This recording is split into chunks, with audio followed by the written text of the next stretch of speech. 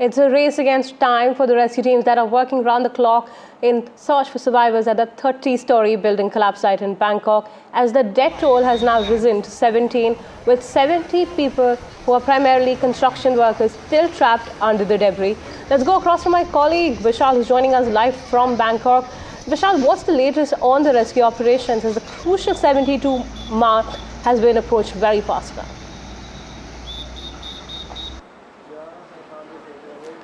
Yeah, that's exactly right. I've spoken to some local authorities there, and they've told me that the 72-hour window is quite crucial and it is fast approaching. And as soon as that window is closed, it will be really difficult to find somebody alive from that rubble there. I would request my camera person to point to that rubble there. It's almost 4-story long, that rubble, and we have been reporting that it was a 33-story high building, and at least 70 people are still unaccounted for, who are trapped inside that huge pile of rubble there.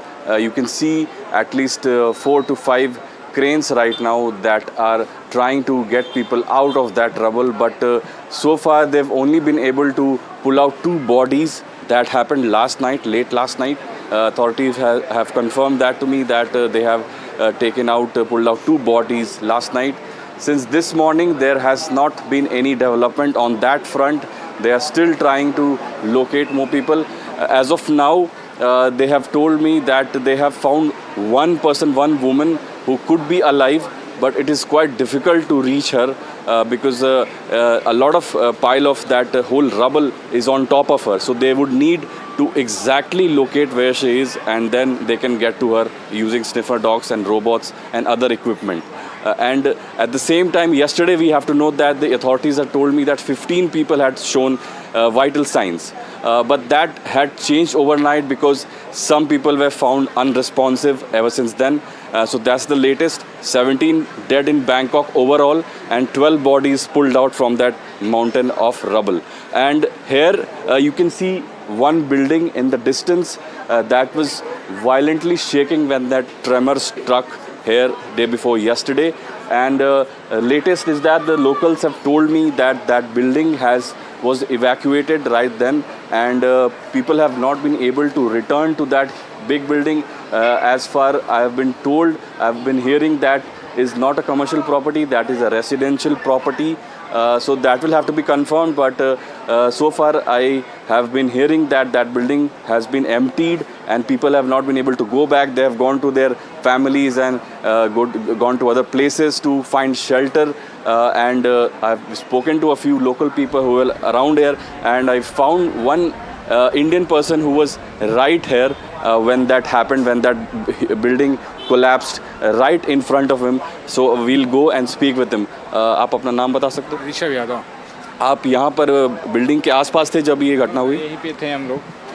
तो आप बता सकते हो कि आपने क्या देखा और आप क्या कर रहे थे? देखें कि इसमें मतलब भूकंप को जो आया, मतलब जो तरीके से आया, तो बिल्डिंग हिलने लगी। हिलने के बाद जैसे सब लोग इधर उधर भागने लगे, तब तक बैक बिल्डिंग गिर गई, दब गई। उसके काफ़ी लोग उसमें काम करते थे, काफ़ी लोग मर गए दब के।